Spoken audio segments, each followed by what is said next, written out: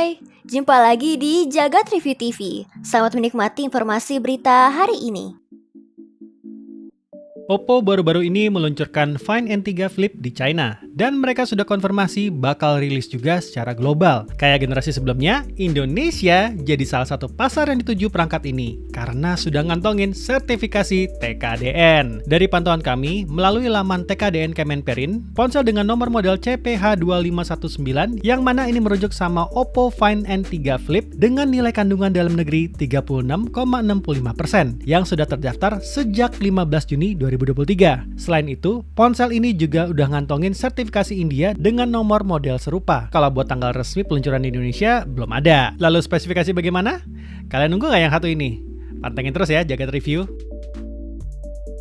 iQOO Z7 Pro resmi diluncurin di pasar India sebagai model tertinggi dari lini ponsel mid-range Z7 series yang dirilis Maret lalu. Layar ditawarkan lebih elit dengan desain curve alias melengkung di bagian samping. Ukurannya 6,78 inci dengan panel AMOLED, ditenagai sama Dimensity 7200 dari MediaTek dan fabrikasi 4 nanometer dan clock speed 2,8 GHz, bikin performanya lebih mantap dan bisa hemat daya. Dari segi kamera, bakal bikin lebih demen untuk foto-foto nih. Ada ring light LED, auranya juga mirip sama ponsel Vivo V27, baterainya di 4600 mAh dengan pengisian daya 66 Watt yang anti mengecewakan karena diklaim bisa mengisi 1-50% dalam 22 menit. Harganya sendiri sih mulai dari Rp23.999 atau sekitar 4,4 jutaan rupiah. Apakah iQOO akan bawa HP ini ke tanah air?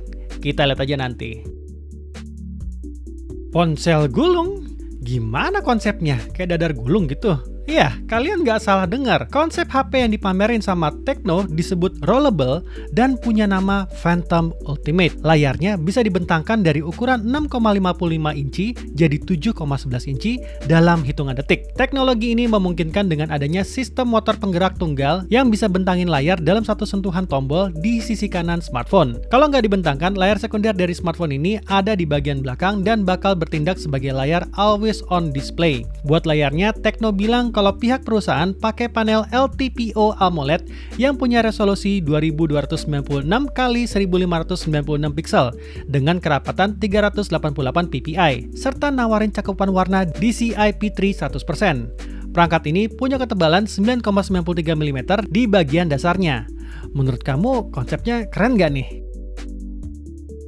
TCL menghadirkan produk TCL 40 Next Paper yang ditujukan untuk kenyamanan mata pengguna smartphone. Ya, Next Paper ini adalah teknologi layar yang aman bagi mata yang telah dikembangkan TCL untuk perangkat TV, tablet, laptop, dan kini dihadirkan ke perangkat smartphone. TCL 40 Next Paper memiliki layar LCD 6,78 inci dengan refresh rate 90 Hz menggunakan teknologi Next Paper version 2.0 dan dilengkapi mode e-reader khusus untuk membantu kenyamanan membaca. Tidak hanya untuk membaca, untuk aktivitas menulis, perangkat ini juga dilengkapi dengan stylus. Dikombinasikan dengan teknologi Next Paper yang terdiri dari beberapa lapisan, ini diklaim membuat penggunaan stylus terasa lebih mirip dengan memakai pulpen dan kertas asli. Secara performa, smartphone ini didukung dengan SoC Dimensity 6020 untuk yang versi 5G dan MediaTek Helio G88 untuk versi 4G. Dipasangkan dengan RAM 8GB yang dapat diperluas dengan virtual RAM sebesar 8GB serta storage sebesar 256GB. Sedangkan untuk aspek kamera, smartphone ini didukung dengan 3 lensa mencakup mode utama 50MP,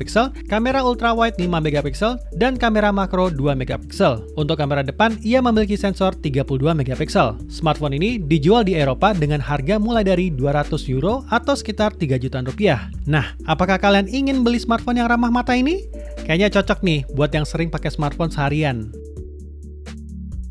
Dalam rangka menyaingi chipset Apple M series, Qualcomm berusaha membuat chipset berbasis ARM dengan Core Orion buatan mereka sendiri. Namun, pengembangan Core Orion tersebut tak berjalan mulus, yang kemungkinan bakal menunda peluncuran Snapdragon 8cx Gen 4. Rencananya, Snapdragon 8cx Gen 4 yang akan pertama kali menggunakan Core Orion yang dijadwalkan rilis pada 2023 ini, tapi dilaporkan jadwal rilis chipset tersebut bakal tertunda hingga 2024 mendatang. Alasannya, karena pengembangan Core Orion yang mengalami masalah performa baik di single quad-core dan multi-core pada hasil benchmark Geekbench 5. Kabarnya, Qualcomm masih belum bisa mengatasi masalah tersebut. Kabar buruknya lagi untuk Qualcomm, penundaan ini bakal membuat mereka semakin tertinggal dari Apple. Ketika Qualcomm memperkenalkan Oryon pada akhir 2022 lalu, mereka diprediksi akan merilis Snapdragon 8 Cx tersebut sebelum chipset Apple M3 rilis. Namun, Apple M3 sendiri kemungkinan sudah akan rilis dalam waktu dekat ini sebelum tahun 2023 berakhir. Bahkan, bisa saja Apple mengumumkan M3 dalam acara Wonderlust pada 12 September ini, bersamaan dengan peluncuran iPhone 15 series. Jadi, apakah kalian masih menunggu peluncuran laptop dengan Snapdragon 8 Cx Gen terbaru ini?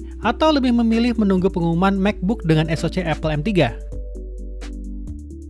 Philips Hue telah memperluas jajaran perangkat smart home mereka dengan merilis sebuah kamera CCTV pintar pertamanya dan juga sensor keamanan yang masuk ke line-up Philips Hue Secure terbaru. Disebut sebagai Philips Hue Secure Camera atau bisa dibilang juga kamera CCTV, perangkat tersebut hadir dalam dua versi. Ada model standar dan ada juga kamera floodlight yang khusus didesain untuk penggunaan di luar ruangan. Philips Hue mengatakan bahwa kedua model sebenarnya sama-sama bisa digunakan untuk indoor ataupun outdoor. Namun, model floodlight diklaim dirancang secara khusus untuk outdoor berkat adanya lampu yang sudah terintegrasi. Spesifikasinya sendiri, Philips Hue Secure Camera menawarkan resolusi 1080p dengan kemampuan night vision. Terdapat juga mikrofon built-in untuk komunikasi dua arah dan juga mendukung enkripsi end-to-end. Selain kamera keamanan, Philips Hue juga meluncurkan sebuah perangkat sensor keamanan. Fungsinya sama seperti smart sensor pada umumnya, yakni bisa ditempatkan di pintu, jendela, atau lemari yang akan memberi notifikasi real-time ketika kontak sensor mendeteksi ada yang membuka atau menutupnya. Kontak sensor tersebut bakal memberikan keamanan tambahan selain dengan kunci konvensional atau bahkan smart lock. Sayangnya, Philips Hue belum memiliki perangkat smart lock tersebut. Harga dari Philips Hue Secure Camera berbeda-beda tergantung pada model dan versi. Kamera dengan kabel dijual dengan harga $200 atau sekitar 3 juta rupiah. Kamera berdaya baterai di harga $250 atau sekitar 3,8 juta rupiah. Sementara model floodlight dibanderol $350 atau sekitar 5,3 juta rupiah. Untuk Philips Hue Secure Contact Sensor punya harga $40 untuk sekitar satu perangkat atau setara dengan Rp600.000. Kedua perangkat baru tersebut bakal mulai tersedia di bulan September ini. Gimana? Tertarik untuk mencobanya? WhatsApp dikabarkan tengah memberi satu fitur lapisan keamanan lagi untuk para penggunanya di masa mendatang. Fitur ini memungkinkan mereka untuk bisa menyembunyikan alamat IP yang mereka pakai ketika sedang melakukan panggilan telepon melalui WhatsApp. Fitur sembunyikan IP ini sendiri disebut akan hadir supaya orang lain tidak bisa mendeteksi lokasi dari pengguna yang tengah melakukan panggilan telepon lewat WhatsApp. Tapi menurut penjelasan fitur ini, sayangnya menyembunyikan IP berarti kualitas audio ketika melakukan telepon di WhatsApp akan menurun. Menurut WhatsApp Beta Info, WhatsApp sebelumnya memang sudah memberikan fitur keamanan berupa kemampuan pengguna untuk mematikan dering telepon dari nomor yang tidak dikenal secara efektif dan meningkatkan privasi mereka dan tidak mengganggu ketika menerima telepon dari nomor asing. Saat ini, fitur ini masih terbatas hanya untuk pengguna WhatsApp Beta saja. Tetapi, jika fitur ini dinilai efektif, maka seluruh pengguna akan bisa menikmatinya dengan segera. Jadi, gimana menurut kamu berita hari ini? Ingin selalu up to date dengan informasi teknologi terkini? Jangan lupa subscribe dan follow Jagat Review ya. Sampai jumpa di informasi menarik selanjutnya.